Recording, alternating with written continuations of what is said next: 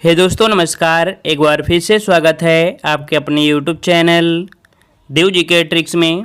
तो दोस्तों हमने पर डेली की तरह रात 8:30 बजे यहाँ पर हिंदी का फुल टेस्ट लगाएंगे, जहाँ पर आपकी 50 महत्वपूर्ण प्रश्न हैं और ये टेस्ट आपका डेली होता है, जो कि आपको टाइम भी बता दिया है, रात 8:30 बजे होता है। प्लेलिस्ट बना दिया है जहाँ पर आप सभी वीडियो देख भी सकते हैं। आप किसी भी एग्ज़ाम की तैयारी कर रहे हैं, अगर आप डेली के डेली क्लास लेते हैं तो आपका हिंदी का रिवीजन पूरी तरीके से होता रहेगा। ठीक है, साथ में कमेंट बॉक्स में कमेंट करिएगा कि कितने क्वेश्चन आपने सही किया है। चलिए, गुड इवनिंग सभी को, नमस्कार सभी को, जय हिंद। चलो स्टार्ट करें।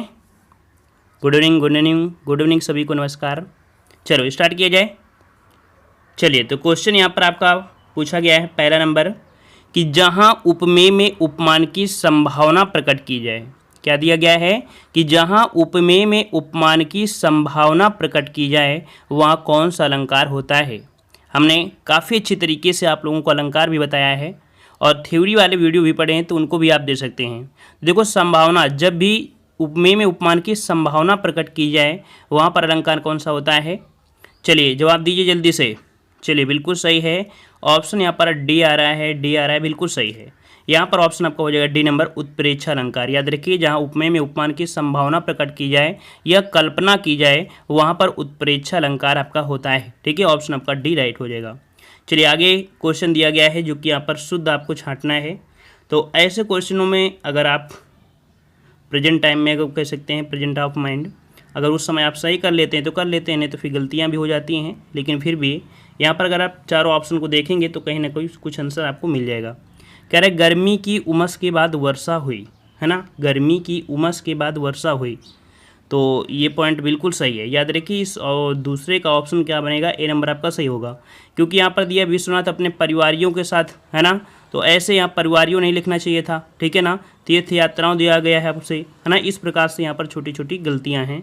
ऑप्शन ए आपका राइट हो जाएगा। ठीक है, अगला क्वेश्चन आपसे दिया गया है, रिक्त स्थान आपको भरना है। यहाँ पर कह रहा है भारतीय क्रिकेट टीम को वर्ष 1983 में एक दिवसीय अंतर्राष्ट्रीय क्रिकेट में विश्व विजेता बनाने का श्रेय कपिल देव को जाता है। तो देखो, हमने एक पॉइंट बोल दिया, जो कि सेंटेंस ही ऐसा बोल रहा था, श्रेय, है ना, मतलब यहाँ पर कह सकते हैं अंतर्राष्ट्रीय क्रिकेट श्रृंखला होती है, तो क्या है यहाँ पर श्रृंखला है ना, और विश्व विजेता बनाने का श्रेय जो आपका है कपिल शर्मा को है। तो ऑप्शन कौन सा हो जाएगा, कपिल देव है। ठीक है ना, कपिल देव है, तो ऑप्शन कौन सा हो जाएगा, 3 का ऑप्शन बी आपका राइट हो जाएगा। इस प्रकार से भरेंगे। ठीक है, अगला क्वेश्चन दिया है कि दिए गए विकल्पों में से पुल्लिंग शब्द कौन सा है। चलिए, पुल्लिंग शब्द की पहचान करना है और हमने बताया है कि कैसा और कैसी से, है ना, यह यहाँ पर देख सकते हैं, घाघरा, वृष्टि, रात्रि, नृप। तो 4 का ऑप्शन क्या बनेगा, घाघरा एक नदी है, कैसी है, वृष्टि, रात्रि, नृप कैसा है ना, यहाँ पर नृप मतलब राजा भी होता है। तो ऑप्शन यहाँ पर आपका डी नंबर आपका हो जाएगा, और जिसका भी जवाब आया है डी नंबर बिल्कुल सही है। पुल्लिंग शब्द आपका कौन सा है, नृप है। ठीक है, अगला क्वेश्चन दिया गया है छत्र छाया। क्या दिया है, छत्र छाया, यहाँ पर वर्तनी शुद्ध आपको करना है कि जिस शब्द में त्रुटि नहीं है उसका चयन करना है। तो छत्र छाया जो आपका सही लिखा है, कहाँ पर लिखा है। चलिए जवाब दीजिए सभी लोग, जितने लोग बाद में जुड़ते जा रहे हैं वीडियो को भी लाइक करते चले। चलिए, जितने लोग जुड़ चुके हैं वीडियो को लाइक भी कर दें, जो लोग ऑफलाइन भी देख रहे हैं वो लोग भी लाइक करेंगे। चलिए, यहाँ पर जवाब आ गया है, ऑप्शन आ रहा है बी नंबर, बिल्कुल सही है। सभी का जवाब बिल्कुल सही आ रहा है, छत्र छाया इसी प्रकार से राइट आपका लिखा गया है, बी नंबर। ठीक है, अगला क्वेश्चन दिया गया है कि इनमें से कौन सा विकल्प शब्द अलंकार का भेद नहीं है। शब्द अलंकार का भेद नहीं है, यहाँ पर 6 नंबर आपको जवाब देना है। कह रहा है श्लेष अलंकार, अनुप्रास अलंकार, यमक अलंकार और रूपक अलंकार। तो आपको इन चारों ऑप्शन में पढ़ने से पता चल गया कि अलंकार के 2 पार्ट होते हैं, एक शब्द अलंकार और एक अर्थ अलंकार, है ना। तो यहाँ पर देखो, जो रूपक अलंकार है ना, ये अर्थ अलंकार का, अर्थात कह सकते हैं कि ये शब्द अलंकार का भेद नहीं है, ये आपके अर्थ अलंकार में आता है। ठीक है ना, तो ऑप्शन कौन सा हो जाएगा, 6 का ऑप्शन आपका डी नंबर यहाँ पर राइट हो जाएगा। क्लियर है, डी नंबर। अगला क्वेश्चन दिया गया है कि भारत की सबसे चौड़ी नदी ब्रह्मपुत्र तथा सबसे लंबी नदी गंगा है, वाक्य में प्रयुक्त शब्द सबसे क्या है। यहाँ पर बताइए, जो सबसे प्रयोग किया गया है इसका प्रयोग किस लिए किया गया है, इसमें है ये क्या। भारत की सबसे चौड़ी, देखो यहाँ पर चौड़ी शब्द जो आपका है, लंबा, चौड़ा या चौड़ी, है ना, ये जो आपकी है कह सकते हैं विशेषण है, और ये विशेषण में यहाँ पर जो आपका दिया है सबसे, ये क्या हो जाएगा, ये विशेषण का विशेषता बता रहा है, अर्थात जो विशेषण की विशेषता बताए उसे प्राविशेषण कहते हैं। तो ऑप्शन यहाँ पर आपका ए नंबर राइट हो जाएगा, प्राविशेषण आपका राइट हो जाएगा। क्लियर है। चलिए अगला क्वेश्चन आपसे दिया गया है, दिए गए विकल्पों में से अपेक्षा का अर्थ कौन सा है। अपेक्षा का अर्थ क्या होता है, अपेक्षा का अर्थ क्या होता है, तो यहाँ पर दिया है उपेक्षा, अंधकार, स्नग्ध या अभिलाषा। तो यहाँ पर उपेक्षा मतलब किसी की उपेक्षा करने का आशय, मतलब कह सकते हैं यहाँ पर आपका हो जाएगा अभिलाषा, है ना। बिल्कुल सही है, ऑप्शन आपका डी राइट हो जाएगा, कोई डाउट नहीं है, बिल्कुल क्लियर है, ऑप्शन डी हो जाएगा। उपेक्षा का अर्थ होता है अभिलाषा, ऑप्शन डी हो जाएगा, है ना। अगला दिया गया है, दिए गए वाक्यों में त्रुटिहीन वाक्य कौन सा है। त्रुटिहीन वाक्य कौन सा है, कह रहा है शरीर पर ताकत होनी चाहिए। देखो शरीर पर, और ये बताइए शरीर ऊपर ताकत थोड़ा होती है, शरीर के अंदर ताकत होती है, और अंदर के लगाते हैं इन मतलब में। तो यहाँ पर जवाब क्या बन जाएगा, तो हो जाएगा ऑप्शन राइट आपका यहाँ पर डी नंबर, शरीर में ताकत होनी चाहिए। क्या, शरीर में ताकत होनी चाहिए, ऑप्शन आपका डी राइट हो जाएगा यहाँ पर। क्लियर है। चलिए अगला क्वेश्चन दिया गया है, दिए गए विकल्पों में से कौन सा विकल्प सब जवाब दिखाना मुहावरे का अर्थ दर्शाता है। कई बार आपने पढ़ा भी है, सब जवाब दिखाना मुहावरे का अर्थ क्या हो जाएगा। चलिए सब जवाब दिखाना, सभी लोग जवाब दीजिए यहाँ पर। चलिए बिल्कुल सही है, बिल्कुल सही है। झूठे वादे करना, देखो जवाब काफ़ी लोगों के आ चुके हैं, ऑप्शन ए नंबर आ रहा है, झूठे वादे करना, ऑप्शन बनेगा ए नंबर आपका। क्लियर, ठीक है। चलिए अगला क्वेश्चन आपके सामने दिया है, पुराने रीति रिवाजों में जकड़ा होना पर आधारित मुहावरा दिए गए विकल्पों में से कौन सा विकल्प है। चलिए पुराने रीति रिवाजों में जकड़ा होना, यहाँ पर दिया है मक्खी पर मक्खी मारना, ऐसा तो होगा नहीं। लकीर का फ़कीर, चलिए बिल्कुल है, कुछ लोगों के जवाब आ चुके हैं, ऑप्शन डी। चलिए ऑप्शन डी बिल्कुल है, लॉक कर देते हैं आपके ऑप्शन डी को। यहाँ पर लकीर का फ़कीर सबके जवाब आ रहे हैं, और ऑप्शन आपका डी राइट हो जाएगा, लकीर का फ़कीर। क्लियर है। अगला क्वेश्चन दिया गया है, दिए गए विकल्पों में से अवनि का विरुद्धार्थी शब्द कौन सा है। अवनि का विरुद्धार्थी शब्द क्या होता है। चलिए अवनि का मतलब होता क्या है, अवनि का मतलब होता है धरती, ठीक है। अवनि का मतलब होता है धरती, और इसका विपरीत क्या हो जाएगा, धरती का विपरीत अंबर होता है ना। तो आपका जवाब क्या बनेगा, अंबर हो जाएगा। यहाँ पर ऑप्शन बने आपका डी नंबर, ठीक है। चलिए अगला क्वेश्चन दिया है, दिए गए विकल्पों में से स्त्रीलिंग शब्द कौन सा है। स्त्रीलिंग शब्द कौन सा है। स्त्रीलिंग, पुदीना कैसा है, भ्रमर कैसा है, चूल्हा कैसा है, काया कैसी है, ये तो होता ना। और कैसा और कैसी से आंसर आपने बताया दिया है ना, एक एक ट्रिक ही होती है, समझिए। तो यहाँ पर काया कैसी है ना, तो आपका जवाब डी नंबर हो जाएगा, ये स्त्रीलिंग है ना। चलिए अगला क्वेश्चन दिया गया है, काठ की हांडी बार बार नहीं चढ़ती का आशय क्या है। काठ की हांडी बार बार नहीं चढ़ती का आशय क्या हो जाएगा। तो यहाँ पर जवाब क्या बनेगा भाई, तो लकड़ी का बर्तन, ऐसा तो होगा नहीं, छल कपट। चलिए बिल्कुल सही है, काफ़ी लोग जवाब आ चुके हैं, ऑप्शन आ रहा है बी नंबर, कि छल कपट का व्यवहार हमेशा नहीं चलता है ना।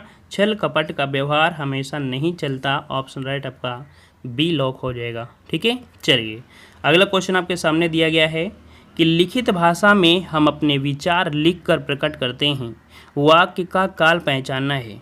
यहाँ पर वाक्य दिया गया है क्या, यहाँ पर वाक्य दिया गया है कि लिखित भाषा में हम अपने विचार लिखकर प्रकट करते हैं, वाक्य का काल पहचानना है। तो यहाँ पर जवाब क्या बनेगा, तो यहाँ पर मतलब कह सकते हैं प्रकट करते हैं, इसका मतलब ये सामान्य वर्तमान काल है। क्या, सामान्य वर्तमान काल है, ऑप्शन बनेगा आपका बी नंबर, सामान्य वर्तमान काल, ठीक है।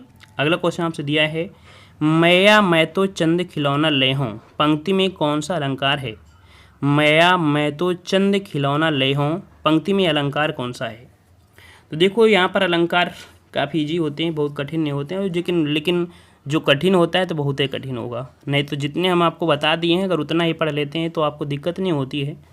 लेकिन आप सभी को पता है कि जो अलंकार होते हैं वो 100 से ज़्यादा होते हैं, तो कभी कभी ऐसा अलंकार आ भी जाता है ना। चलिए तो देखो यहाँ पर ये तो ईजी है, क्योंकि यहाँ पर चंद्र और खिलौना मतलब उपमेय और उपमान, यहाँ पर जो दिया है चंद खिलौना, अर्थात यहाँ पर जो बनेगा वो आपका हो जाएगा कौन सा, 16 नंबर में 16 में ऑप्शन आ रहा है बी नंबर रूपक अलंकार। अच्छा सी नंबर हो जाएगा रूपक अलंकार हो जाएगा, है ना। यहाँ पर उपमेय और उपमान जब साथ में दिए होते हैं और मैक्सिमम देखा जाए तो आपका डैश भी लगा होता है इनके बीच योजक, ठीक है।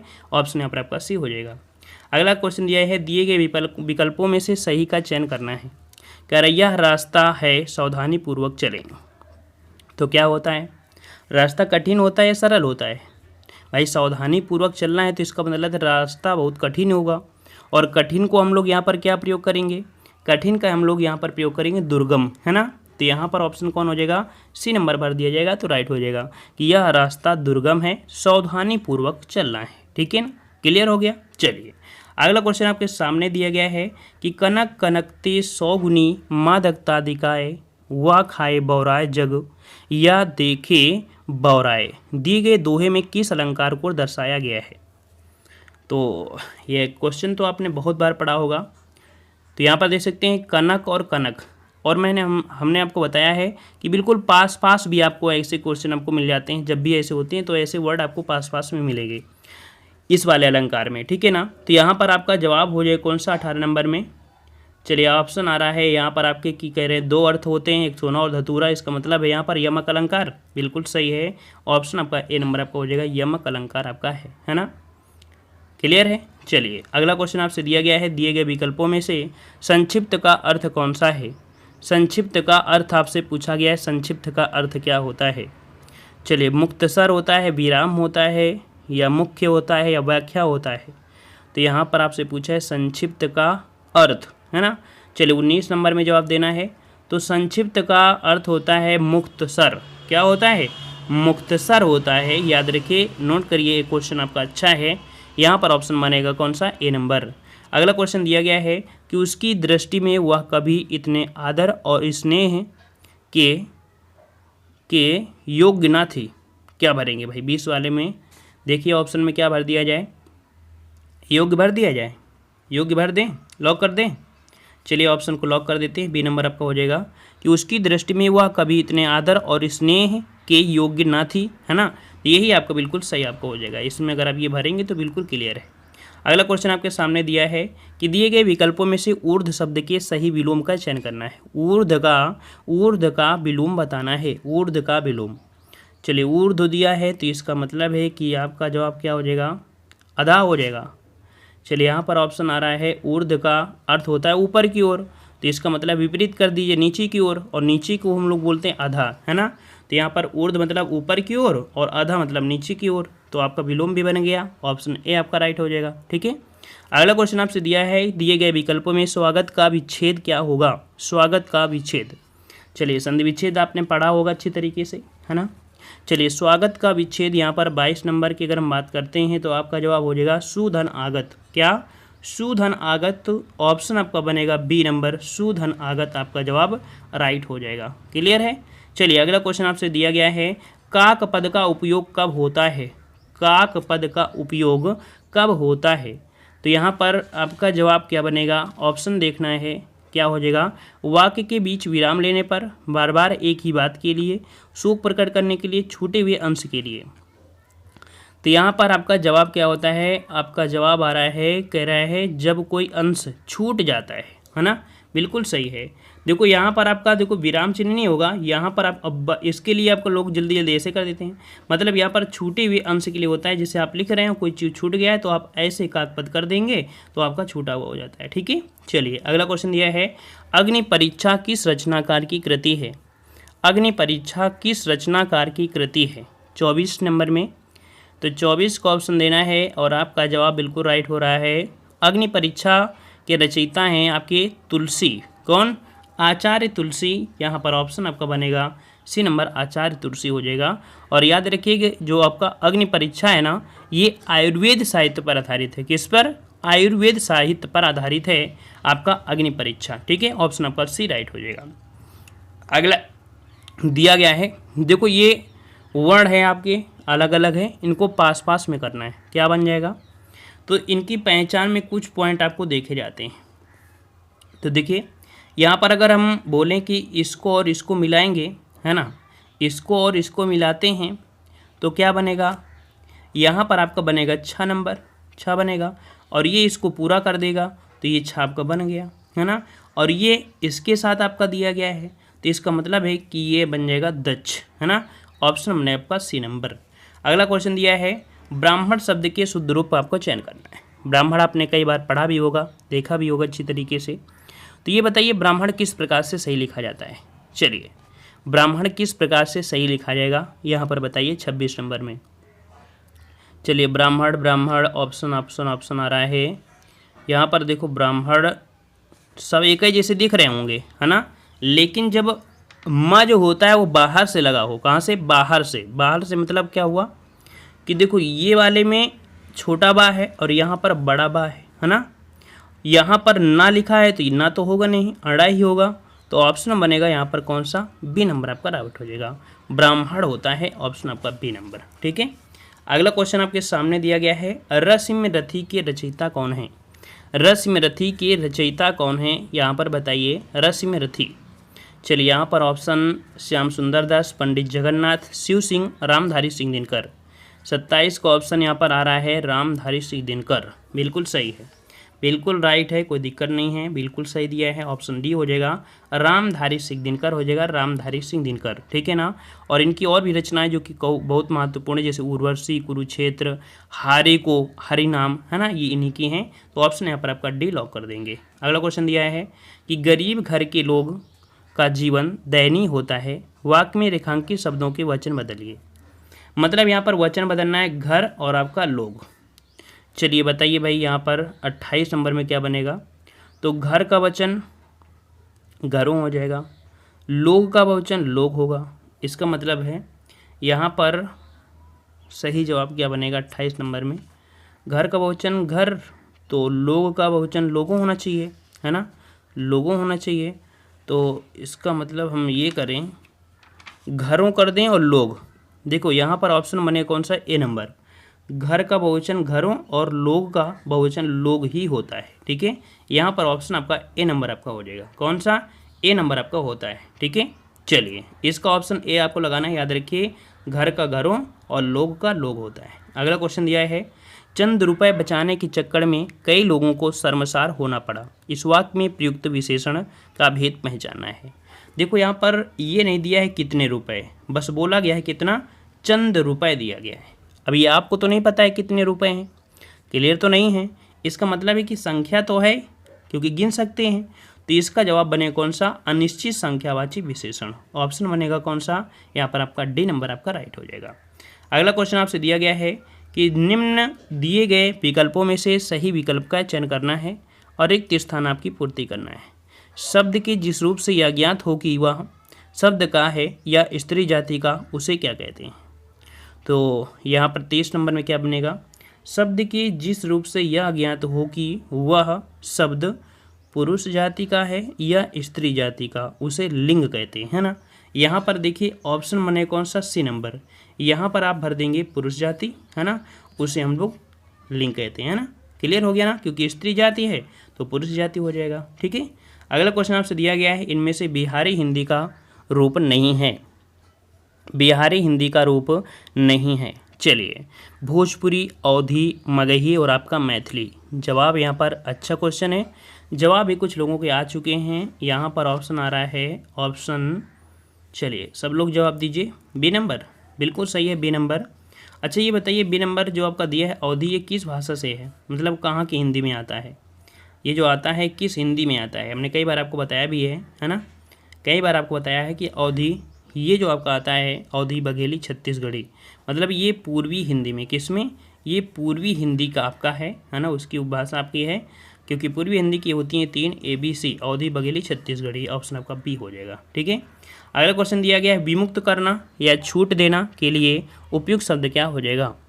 विमुक्त करना या छूट देना के लिए शब्द क्या होता है यहाँ पर 32 नंबर में? तो 32 का ऑप्शन बनेगा एग्जम्पशन। क्या होता है?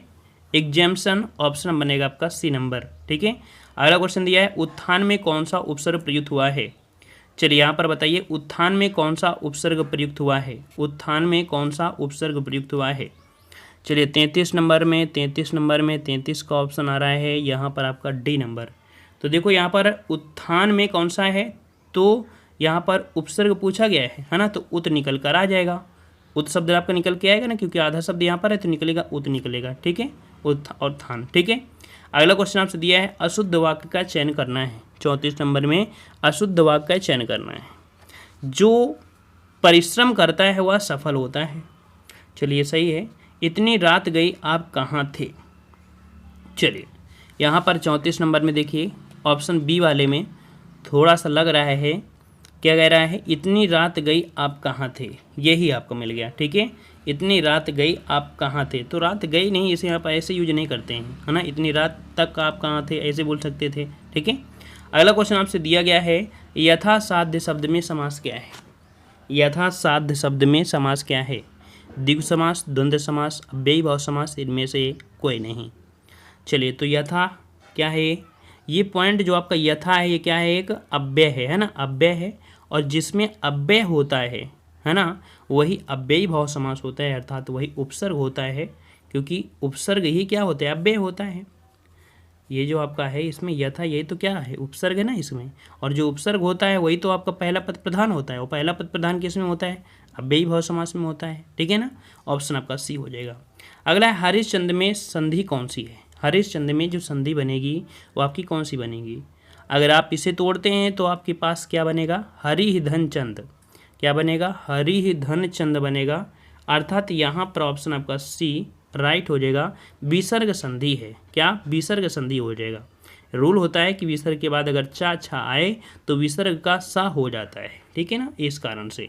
अगला क्वेश्चन आपसे दिया है संभ्रम का विलोम शब्द क्या हो जाएगा। संभ्रम का विलोम शब्द बनाइए। चलिए संभ्रम का विलोम शब्द यहाँ पर क्या बनेगा, अपूर्ण, तामसिक, म्लान या संयम। यहाँ पर आपका जवाब बनेगा संयम। संभ्रम का विलोम होता है संयम, है ना, बोलते हैं ना संयम रखो, है ना, भ्रमित मत हो, संयम रखो, ऑप्शन डी। अगला क्वेश्चन दिया गया है जब नौकरानी घर में नहीं थी तब चोरी हो गई। वाक्य बताइए कैसा है। जब नौकरानी घर में नहीं थी तब चोरी हो गई, वाक्य बताइए कैसा है। मिश्र वाक्य, संयुक्त वाक्य, सरल वाक्य या इनमें से कोई नहीं। चलिए 38 की अगर हम बात करते हैं तो जवाब क्या बनेगा, जब नौकरानी घर में नहीं थी तब चोरी हो गई। देखो यहाँ पर जब और तब, है ना, जब दिया है तब दिया है, और ये कहाँ पर होता है तो आपकी मिश्र वाक्य में होता है। ऑप्शन आपका हो जाएगा 38 का ए नंबर आपका राइट हो जाएगा। ठीक है, अगला क्वेश्चन आपके सामने दिया गया है देशार्पण में समास क्या है। देशार्पण मतलब देश के लिए अर्पण, क्या बोलेंगे, देश के लिए अर्पण। और देश के लिए अर्पण इसका मतलब है यहाँ पर संप्रदान है, संप्रदान है, तो संप्रदान तत्पुरुष होता है। ऑप्शन आपका बी नंबर आपका राइट हो जाएगा। अगला क्वेश्चन आपसे दिया गया है कि शिष्ट और सुनिश्चित लोगों द्वारा निश्चित प्रयुक्त तथा व्याकरण सम्मत भाषा रूप ही कहलाता है। तो ऐसी जो आपकी रूप होती है, भाषा होती है, इसे हम लोग क्या बोलते हैं। तो यहाँ पर आपका जवाब आपका बनेगा ऑप्शन राइट आपका बनेगा मानक भाषा। बिल्कुल सही है। शिष्ट और सुनिश्चित लोगों द्वारा निश्चित प्रयुक्त तथा व्याकरण सम्मत भाषा का रूप ही जो होता है वो मानक भाषा होती है। ऑप्शन डी हो जाएगा राइट। अगला क्वेश्चन दिया गया है मैंने एक कृशकाय व्यक्ति को देखा। कृश शब्द का उचित विलोम चुनना है। मैंने एक कृशकाय व्यक्ति को देखा। कृश शब्द जो आपका है इसका विलोम आपसे पूछा गया है। चलिए यहाँ पर 41 की अगर हम बात करते हैं, 41 की अगर हम बात करते हैं तो यहाँ पर कृश का मतलब होता है हष्ट पुष्ट। क्या होता है, हष्ट पुष्ट हो जाएगा वहाँ नहीं। देखो यहाँ पर दिया मैंने कृशकाय व्यक्ति को देखा, कृश का उचित विलोम। देखो यहाँ पर कृश मतलब होता है पतला, है ना, क्या होता है, पतला होता है, दुबला पतला होता है। और इसका विलोम पूछा है तो पतला दुबला का हष्टपुष्ट हो जाएगा, तो कृश का विलोम हष्टपुष्ट बनेगा। ठीक है, अगला है निम्न शब्दों में से उपसर्ग रहित शब्द कौन सा है। उपसर्ग रहित शब्द पूछा गया, उपसर्ग रहित। यहाँ पर उपसर्ग किस में नहीं है, अक्षत, अजान, अच्छा और अभाव। देखो यहाँ पर क्या निकलेगा, छत निकलेगा, जान निकलेगा, अभाव निकलेगा, मतलब भाव निकलेगा। ये है, यहाँ पर ये है, यहाँ पर ये है, सब में तो निकल आया, लेकिन इसमें से क्या निकलेगा, क्या नहीं निकलेगा। तो ऑप्शन कौन सा बनेगा, सी नंबर। ठीक है, अगला क्वेश्चन दिया है शिथिल के पर्यायवाची शब्द कौन से हैं। शिथिल के पर्यायवाची शब्द कौन सा बन जाएगा। चलिए वीर, बहादुर, योद्धा, विनम्र, शिष्ट और सुशील, सुस्त, ढीला और धीमा, प्रचुर, बहुत और शक्तिहीन। तो 43 का ऑप्शन बनेगा यहाँ पर ऑप्शन राइट। देखो शिथिल शब्द के पर्यायवाची में होता है सुस्त, शिथिल मतलब होता है सुस्त, तो ढीला, धीमा, यहाँ पर ऑप्शन बनेगा आपका सी नंबर राइट हो जाएगा। ठीक है, अगला क्वेश्चन दिया गया है, निम्नांकित में से कौन सा विकल्प विलोमार्थी नहीं है? विलोमार्थी नहीं है। निंदा का परनिंदा दिया है, ठीक है ना, तो यहाँ पर निंदा और परनिंदा। अच्छा, प्रफुल्ल कमलान, मुख का वाचाल और ये सभी। चलिए बताइए भाई 44 नंबर में क्या हो जाएगा? निंदा परनिंदा। थोड़ा सा डाउट यहीं पर आपका मिल रहा है, शायद ए नंबर यहाँ पर बनना चाहिए। यहाँ पर ए नंबर आपका यह सभी हो जाएगा, निंदा परनिंदा प्रफुल्ल म्यान मुख वाचाल ये सभी हो जाएगा। ठीक है ना, यहाँ पर ऑप्शन आपका डी हो जाएगा। 44 का ऑप्शन कौन सा बनेगा? यहाँ पर 44 का ऑप्शन हो जाएगा मुख वाचाल। मुख वाचाल विलोमार्थी नहीं है, नहीं है, तो मुख का वाचाल ये तो आपका है ही, है ना, मुख का वाचाल ये तो भी है, इसका मतलब यहाँ पर डी नहीं, यहाँ पर ऑप्शन ए हो जाएगा निंदा परनिंदा। क्या? निंदा परनिंदा ये आपका बनेगा। ठीक है, ऑप्शन यहाँ पर 44 में कौन सा बनेगा? यहाँ पर बनेगा आपका ए नंबर आपका बन जाएगा। ठीक है, क्लियर है? निंदा परनिंदा ये विलोमार्थी आपका नहीं है, ठीक है ना, क्योंकि ये भी विलोम है, ये भी विलोम है, जब दो आपके हैं तो यही आपका बनेगा। ठीक है, कोई डाउट नहीं है, यही पर आपका होगा। ठीक है, और भी चेक करना है तो आप कर सकते हैं। अगला है अब तुम जाओ, वाक्य बताइए। अब तुम जाओ ये कैसा वाक्य है? इच्छा वाक्य, विधानवाचक, आज्ञावाचक, संकेतवाचक। चलिए 45 नंबर में अब तुम जाओ ये क्या है? आज्ञावाचक वाक्य है। ठीक है, आज्ञावाचक है। अगर आपने पढ़ा हो कि अर्थ के आधार पर वाक्य का भेद में ये क्या होता है, तो आज्ञावाचक होता है। यहाँ पर ऑप्शन बनेगा कौन सा? सी नंबर आपका राइट हो जाएगा। अगला है निम्नांकित में से सही वर्तनी बताना है। सही वर्तनी बताइए, सही वर्तनी। अश्वत्थामा किस प्रकार से सही लिखेंगे? अश्वत्थामा, अश्वत्थामा, तो देखो यहाँ पर जो दिया गया है अश्वत्थामा, अश्वत्थामा, अश्वत्थामा। चलिए यहाँ पर ऑप्शन डी देखिए, अश्वत्थामा, यहाँ पर ऑप्शन डी नंबर देखिए, कौन सा ऑप्शन? डी नंबर यहाँ पर हो जाएगा, अश्वत्थामा इस प्रकार से राइट हो जाएगा। ठीक है, अगला क्वेश्चन आपके सामने दिया गया है, पहाड़ी इलाके में इनमें से कौन सी भाषा बोली जाती है? पहाड़ी इलाके में कौन सी भाषा बोली जाती है? छत्तीसगढ़ी, गढ़वाली कुमाऊनी, मेवाती मारवाड़ी, कन्नौजी। 47 का ऑप्शन यहाँ पर बनेगा क्या? गढ़वाली कुमाऊनी, है ना, ये तो हो जाएगा गढ़वाली कुमाऊनी, ऑप्शन बनेगा आपका बी नंबर आपका राइट हो जाएगा। अगला दिया गया है कि किस रस के संचारी भाव उग्रता, गर्व, हर्ष आदि होते हैं। चलिए, किस रस के संचारी भाव उग्रता, गर्व, हर्ष आदि होते हैं? चलिए यहाँ पर गर्व दिया है, हर्ष दिया है ना, तो 48 में कौन बनेगा? यहाँ पर ऑप्शन आ रहा है वीर रस का, बिल्कुल सही है, वीर रस हो जाएगा, ऑप्शन बी हो जाएगा कि संचारी भाव किसमें? उग्रता, हर्ष, गर्व, ये सब किसके हैं? तो आपके वीर रस के हैं, ऑप्शन बी राइट हो जाएगा।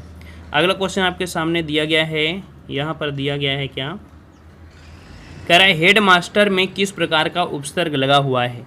हेड मास्टर में किस प्रकार का उपसर्ग है? चलिए 49 नंबर, 49 का ऑप्शन देना है। हेड मास्टर में जो आपका लगा है तो हेड शब्द है ना, इसमें उपसर्ग सबसे पहले इसमें उपसर्ग निकालो, हेड निकलेगा। और हेड जो आपका है ये कैसा है?